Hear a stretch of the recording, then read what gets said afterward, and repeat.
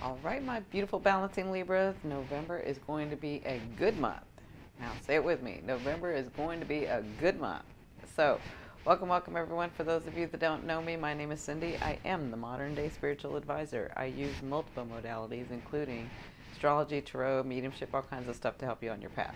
So, my gorgeous ones, we have an active sky in November. We have 5 planets moving and changing signs, so they're going to change houses or signs. And then, not counting the sun and the moon, that's extra, because they're always changing, right?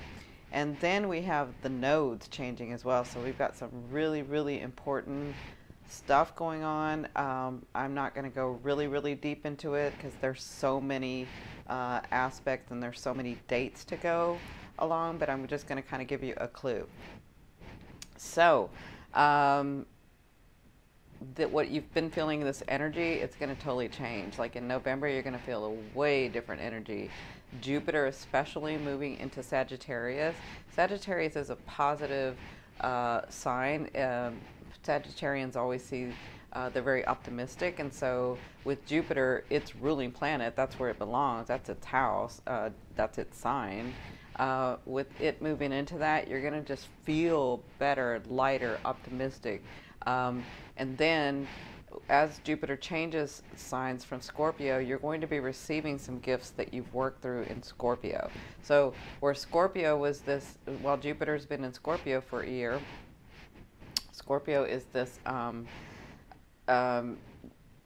growth through some trauma or some crisis or some things going on, and that showed you the growth, and then you are able to receive from that, right?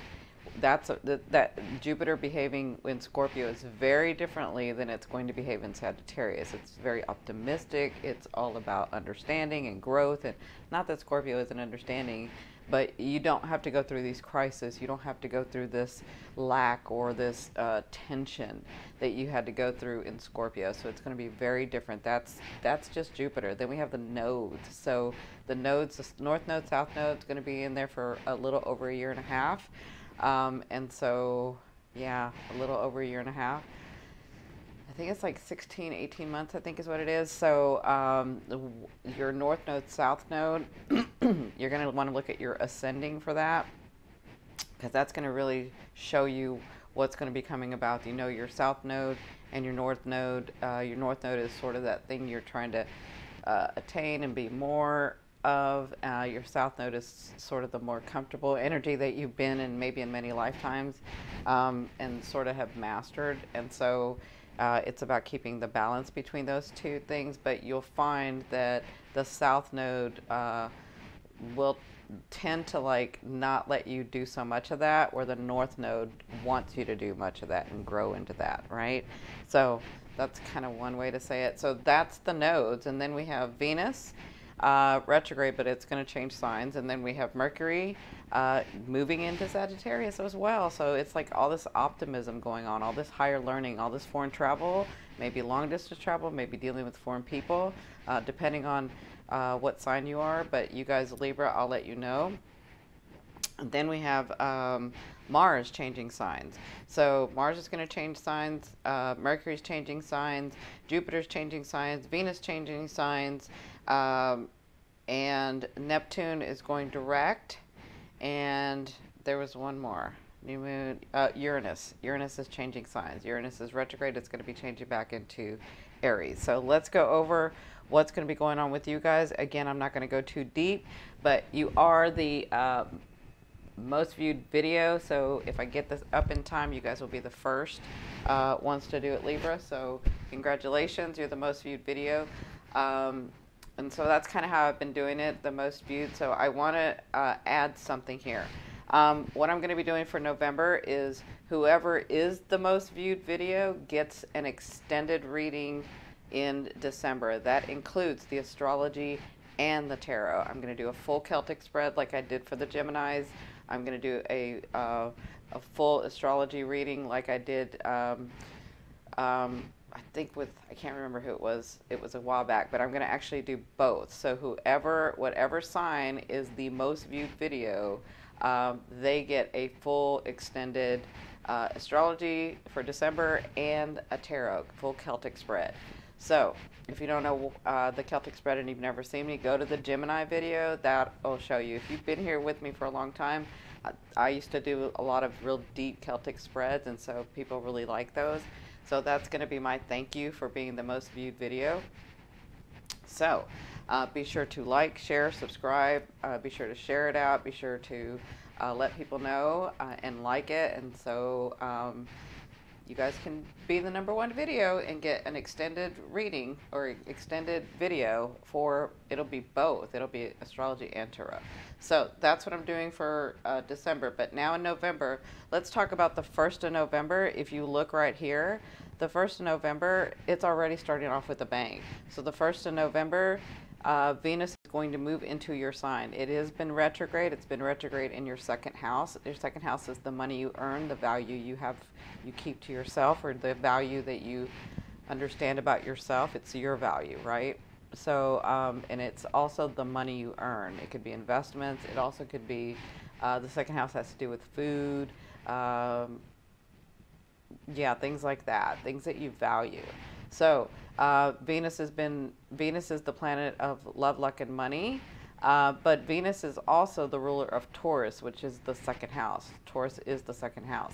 So you could have been dealing with relationships. You could have been dealing with relationships with money.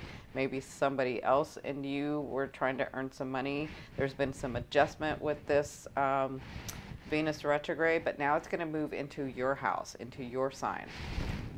So this is for sun, moon, and rising ascendant. So you're going to feel it the most if you're ascendant. You'll be aware of it the most if you're sun, and you'll deal with the emotional aspects the most if it's your moon. Okay, does that make sense? I have a video explaining the sun, moon, rising, and I'll attach it to the end of this video. Anything I talk about, I'll have at the end of the video, up in the eye icon, or down below in the description box. So Venus moving into your sign.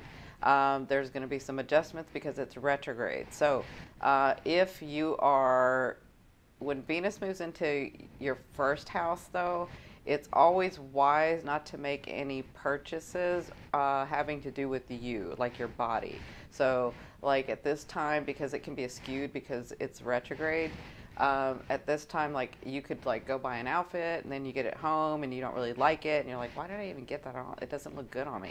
So things like that could be happening when Venus moves into your 1st house. You are ruled by Venus as well, so you're going to be feeling it the most. It's not good to get like plastic surgery or fillers or doing anything like that having to do with your physicalness, because Venus with it retrograde, there could be some adjustment, there could be some reworking, there could be some like maybe you're not going to be happy with the results and stuff like that. So just be careful with that. But because it's in your 1st house, you are dealing with relationships as well. So relationships with a lover, with a partner, with because it's your 1st house, so it's all of you. So with Venus moving into this house, just be aware of that. Yeah, about amending, adjusting, maybe finding something out where you have to figure it out and adjust it. Maybe you thought you fixed something and then you have to renegotiate something. I kind of feel that with you guys.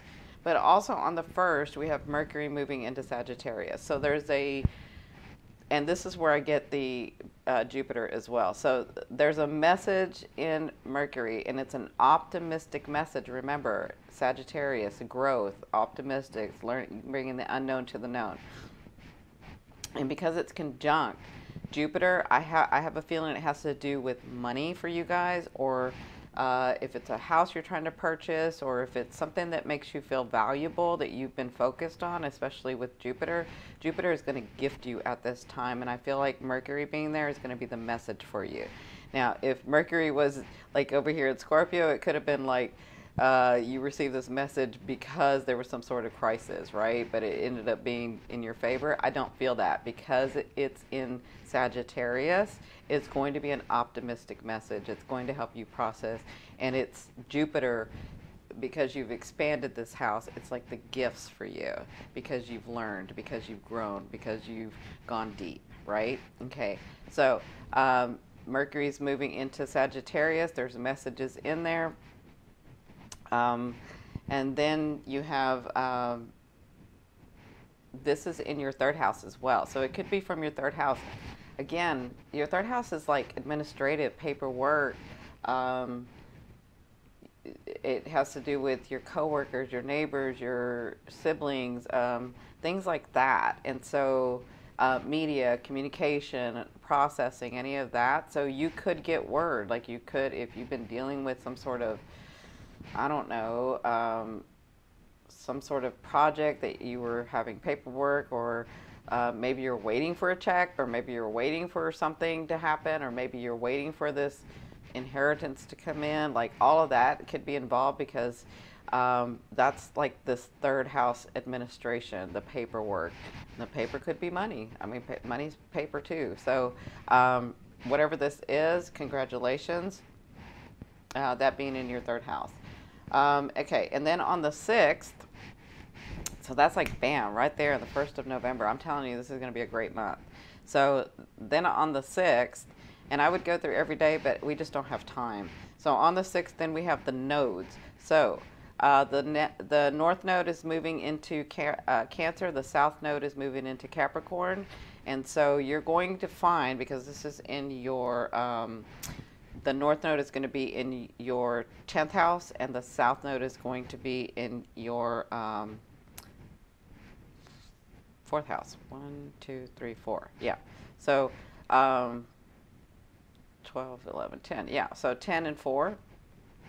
So you're going to feel, for you guys, the North Node being in Cancer, it's really interesting because Cancer is more nurturing. They can be leaders in business, and they can be leaders out in the public, and they can do that, but they're more nurturing about it.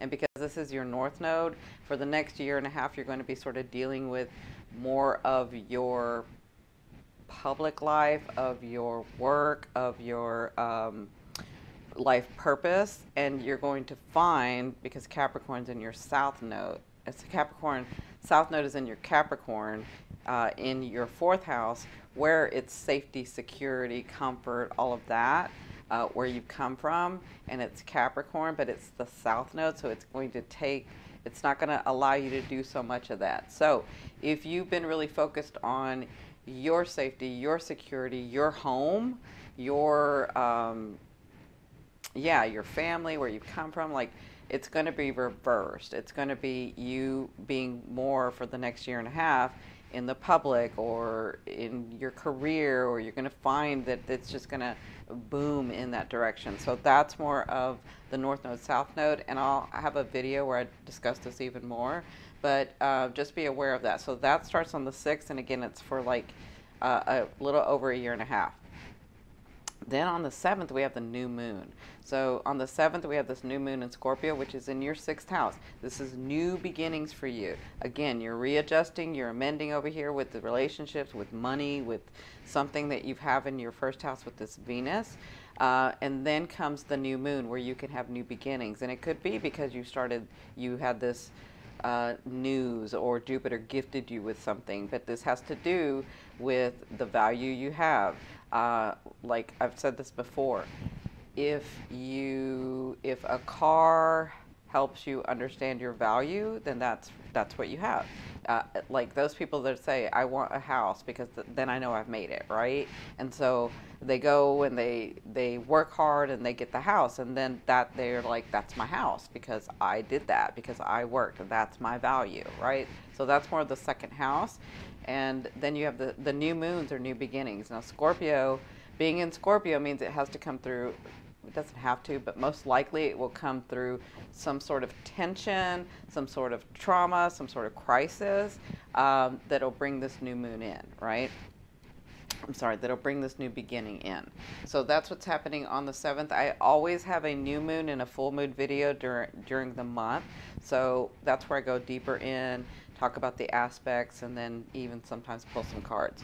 So But also on the 7th, we have Uranus changing signs. So if you look, Uranus is going to move back into Aries because it's retrograde, right? And so this is going to be in your 7th house of relationships. Uranus likes to shock and awe, but this is so that it can liberate you, help you feel better. So there will be a change coming. Something's going to shock you. There's going to be some sort of shift coming as Uranus moves into Aries, which is about me, right? And it's in this house of relationships where people mirror you. So just look for that on the 7th. So and this may be what that Scorpio new moon is. Like, you get this shock, you get this awe, some sort of tension, some sort of thing that you didn't see coming, and then you get it done. But inevitably, it helps you feel better and move in the right direction, right? So look for that on the 7th. Then on the 8th, Jupiter changes signs. I'm really excited about Jupiter changing signs. So then on the 8th, we have the moon, which is talking to Jupiter. We have Mercury, which is just out of reach, but they're all in Sagittarius. Sagittarius is this very optimistic. Sagittarius likes to bring the unknown to the known. Sagittarius likes to see the better in everything, has this attitude where they're, I mean, like me, like you'll see me laughing at certain things. That's kind of because my moon's in Sagittarius.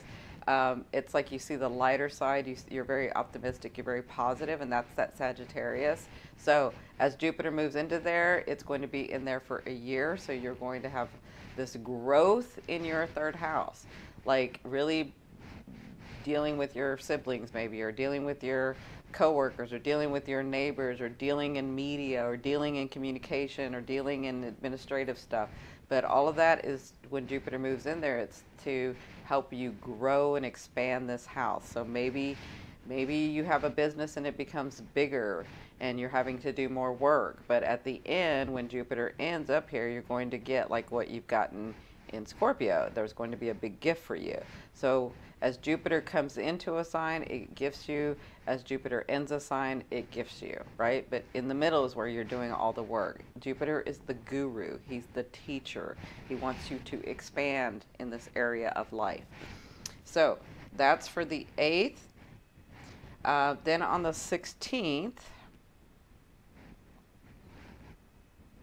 Mars changes signs into Pisces. So Mars is going to change sign into Pisces in your 6th house, but it's also squaring Jupiter. So there's this growth, there's this understanding. Mars is the god of war. Mars likes to go in there and rush and do things and then think about it later, right? Mars is action, action, action. Mars is about me, me, me, me, me. Well, in this 6th house, this is about you taking care of you, because it's the house of daily activity, health and well-being. But there is this tension going on here with Jupiter that's helping you grow in understanding. Like, maybe my business, maybe my business, I'll give you an example. Maybe my business is growing bigger, right? But every day, I already have a tight schedule, right? And so there's this tension going on where Mars is like, you got to get this done. This is about you and your health and well-being. You got to take care of yourself, but you got to get all this done. And then, you know, you got to get everything organized. And Jupiter's trying to teach you, well, you got to get this done if you want this company to be bigger, and if you got to da-da-da. And so you're doing this back and forth thing. There's this tension, right? And then maybe the solution is, okay, I got to bite the bullet and hire some more staff. And then I've got to delegate, right? That's working within the 6th house and the 3rd house. I have to delegate. I have to, maybe it's in media. Maybe I hire a media company. Maybe I hire an administrator, right? Maybe I hire a manager to keep all this thing. I mean, like, that could be going on. You know, maybe it's time to make the leap so that you can, because Jupiter's trying to expand this house. Remember that.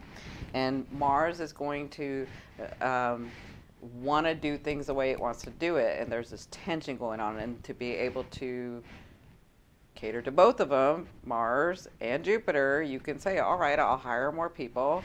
As my company grows, I'm going to hire a team, and da-da-da-da, like that, right? So that's just an example. And then on the 17th, we have Mercury turning retrograde. So Mercury is going to retrograde in the house of Sagittarius. So there's going to be some adjustment. There's news. Mercury always brings news and processing. Mercury is like the god that goes, he's the messenger that goes into the underworld and back up. So he comes here, he goes to all dimensions, and he comes and brings messages from the other world, right? So like messages from your angels, messages from your higher self, messages from your guides, messages from God, oneness, source, right? And so he always brings a message in whatever house he goes in. Now that he's going to be retrograde, he's going to be retrograde in your third house. So maybe you hire this person and it's not the right person, or maybe you only hire one person and you need to hire two. There's something going on where Mercury retrogrades, and it will be retrograde until December 7th, and you'll be in shadow till, like, it won't completely finish whatever's going on until the 19th. Okay, so just look at that. Especially in this third house, you could have issues with, like, maybe you need to buy a new computer, maybe you need to buy a new phone, maybe like that could be coming up for Mercury retrograde in the third house, because the third house is Mercury's house and it is about communication. So anything having to do with communication could, if you haven't dealt with it, it's coming during the retrograde so that you can reorganize, amend, adjust, right? So that's going on the 17th till December 7th. Then on the 19th, we have a grand water trine. So a grand water trine is a divinely guided gift being brought to you. And because it's water, it's being brought to you on an emotional level to help you feel fulfilled, right? Or feel happy, or feel courageous, or feel, it's here to help you feel better. Okay, so this grand water trine has to do with the sun. So the sun is going to be in your second house, right? That's your house of money, the money you earn, the value you have, right? And then it's going to have Chiron in your sixth house, right? So this is this old wound, and I have a Chiron video where I help you understand that. You have to work through your Chiron. Chiron is this old wound that won't go away. You have to work through it to allow it to release.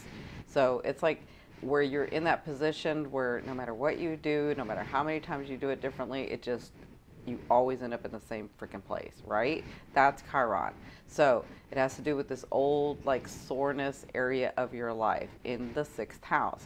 Like maybe you've got everything going, and then, you know, with this Chiron in there, you know, ultimately your family comes in and messes it up, right? Or ultimately your lover comes in there and messes it up. Like you always find yourself, you're just about to break through, and then something happens like that, right? But this being a grand trine has to do with that old wound. It doesn't mean that it is going to happen that way. It has to do with the old wound because the sun is in your second. Chiron is in your sixth, and the North Node is in your 10th. So this has to do with your work, your life purpose, your 10th house. And remember, the nodes have just moved into this new house. So there's like some things that are going to need to change in your life. Like I said, this is your sixth house. You're going to have to be doing more work outside than your home. Okay, does that make sense? So that's this grand water trine coming. Then on the 22nd or the 23rd, it kind of depends on where you live in the world. Then on the 22nd or 23rd, you have this full moon in Gemini. And the Gemini is in your 9th house. So your 9th house of it's like Saggy. It's the Sagittarius is the 9th house. The 9th house of a bigger understanding, of higher education, of you could be dealing with foreign people or foreign lands. That's this 9th house. And so you could be dealing with the law too, or psychology or anything like that. That's the 9th house. When you have this full moon, there is something about you letting go, because it's going to be in your 9th house, but it's opposing Jupiter in your 3rd house, right? So it's going to be opposing Jupiter in your 3rd house. So there's this when you have a full moon and it being in Gemini, when you have a full moon, it's like the something gets illuminated in that house that you haven't seen before. So something gets very clear to you about what you need to let go, and because it's Gemini, it's what you need to let go to make you feel happy, to help you understand, to help you communicate better, right? So that's Gemini, and the sun being in your third house, which is a Gemini house. The sun being in your third house also has to do with the administrative, and Gemini has to do with that too. So there's something that maybe you're having to let go of, something that you're having to work through, but again, I'll have a full moon video for you guys. And it is opposing Jupiter, so Jupiter's trying to grow this house. He's trying to help you understand this house. Then on the 24th or 25th, depending on where you are in the world, 24th, 25th, I think it's the 25th for me. Yeah, so it's either the 24th or 25th. So on the 25th, Neptune is going direct, and it's going to be near, it's not conjunct yet, but Mars is moving near there. And so Neptune going direct in your 6th house, Neptune is about we, where Mars is about me. So Mars is about me, Neptune is about we. So I feel like there's this balance that you're going to be able to do, having to do with your daily activity. So I feel like once Neptune goes direct and Mars gets closer, you're going to see some clarity about how you're going to change your schedule, about how you're going to take care of yourself and your work and your family and your lover, or how you're going to include people in your life, and you know, how that's going to work in your everyday life. The 6th house is bigger than that, but you're going to have the planet of me and the planet of we, and Neptune's going to sort of help you get what you want and everybody else get what they want, right? So you just have to work with Mars in there. So that's going to sort of end the month for you guys. Let me pull some cards to see what's going on. I'll pull 3 cards, and again, the most viewed video gets a full card spread and a full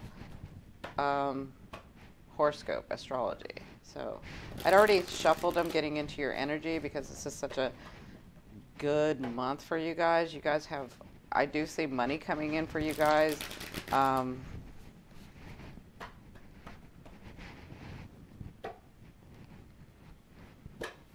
Venus goes direct too. Sorry about that. I didn't say that.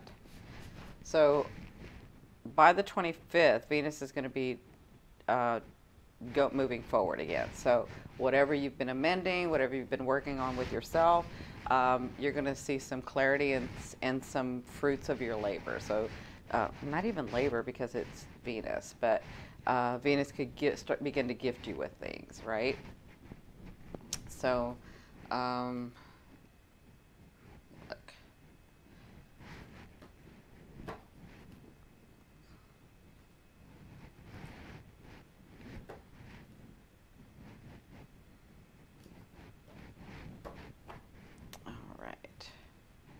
Yeah, so my beautiful Libras. So you have the Tower. So the Tower is about a shift, about letting go of what no longer serves you, about if it hasn't been built on a solid foundation, it has to come crumbling down so that it can be rebuilt.